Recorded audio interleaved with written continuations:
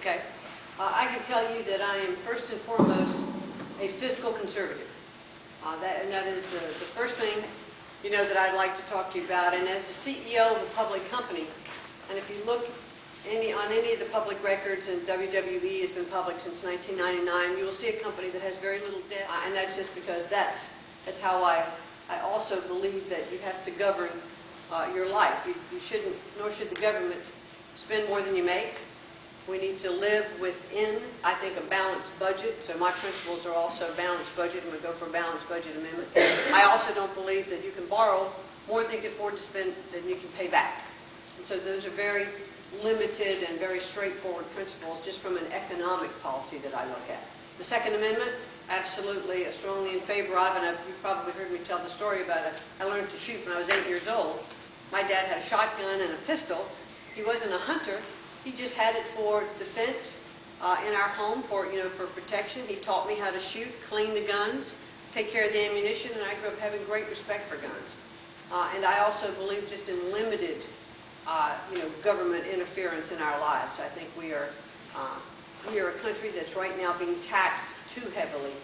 And when I heard Paul Volcker talk about the VAT tax, that we might want to consider that, because we may need it to cover our spending. I said, is someone not going, let's reduce spending, and therefore we won't need to tax as much? That gets into my fiscal, conservative approach. I'm not sure what other kind of principles, you'd like for me to talk about. I think I have strong character. I'm honest. I've not run for public office ever before, but I really felt a personal mandate to come in and do this. Just in terms of a follow-up,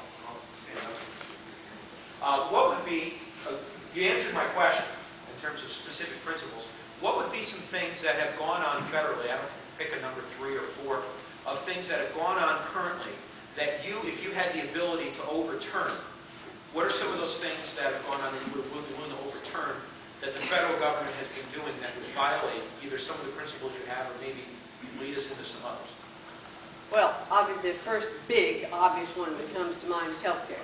The health care bill that passed, first of all, the way it passed, behind closed doors, there was no bipartisan effort to get this health care bill passed.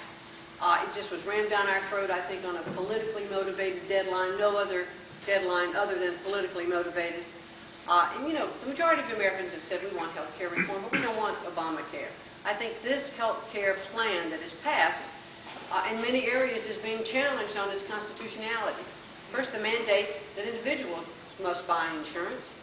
Secondly, that the government is requiring that these exchanges be set up within the states to provide, for the certain provisions under the health care law, which actually just makes the state kind of a subdivision of the federal government to execute this mandate.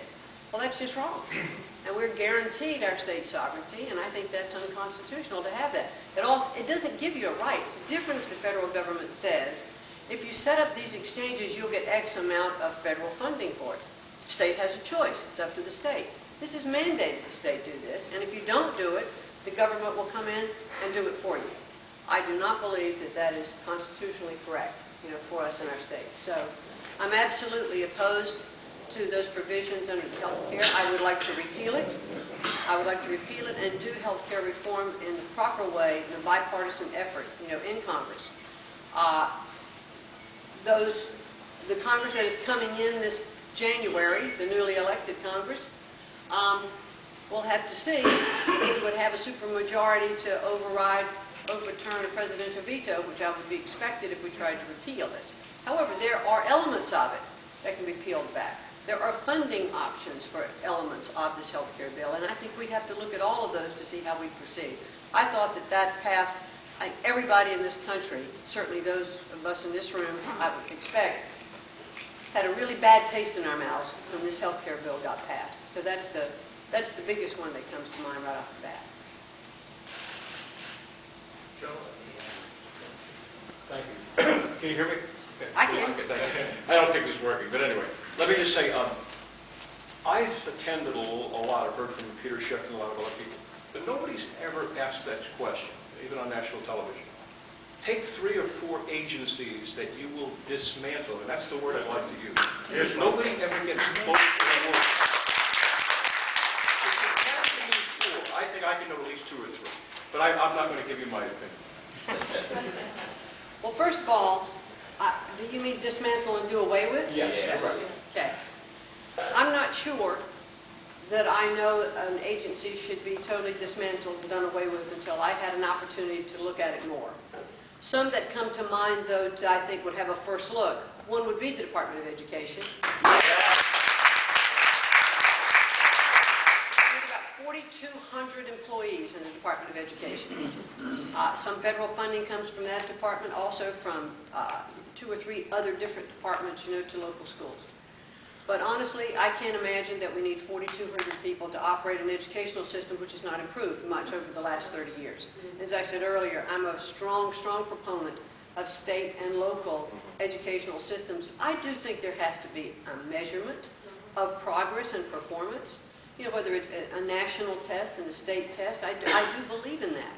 But I don't think that it all ought to come from Washington. I think it should come locally. A couple more. I would say, I don't know if this is an agency, but the Department of Energy. Yeah. Right. And the agency, EPA, underneath that, I think we need to really take a look at that. And it's about energy, and I just think they look at all of these different aspects and come in and regulate. Those are the 2 that come to mind, right off the top of my head. Is there anything about the Fed? I guess a lot of people in the Tea Party movement are very concerned about the Fed. The Fed is big. It's very, very big, and I believe in auditing the Fed because we've not audited the Fed before. I don't know what the unintended consequences of dismantling the Fed would be. Clearly, it is an independent entity that is supposed to, regulate our economy. And I don't know about dismantling that, but I would certainly take a look at it. I do think it needs to be audited, and I think the people there were asleep at the switch prior to, and that our economy took a dive when people just weren't doing their job. Hey, I'm going to interrupt this for a word from our sponsor, which happens to be me. Rusty reminds me, we have a bucket in the back. I hope that you will toss in, as we have done on these previous events, a contribution, because we have, if I say we, have got on the hook for the purpose of the hall. I also, for those of you especially who live in towns in my district, Waterbury, Wilkin, Southington, and Cheshire, we have the contributor forms out front on your way out, and your contribution would be vastly appreciated by your candidate. Let me proceed. I told Estelle that she would get a chance, so the microphone is dead, Estelle, so much for Buckingham and Knox. But go ahead. My question to you requires 3 answers about the Constitution. Because politicians and the Supreme Court attach so much importance to the Commerce Clause and the General Welfare Clause, would you please give us your interpretation of those 2 clauses? And as a senator representing Connecticut, would you be in favor of Connecticut passing 10th Amendment legislation? Let me take the second part first, passing 10th Amendment legislation. Exactly what do you mean?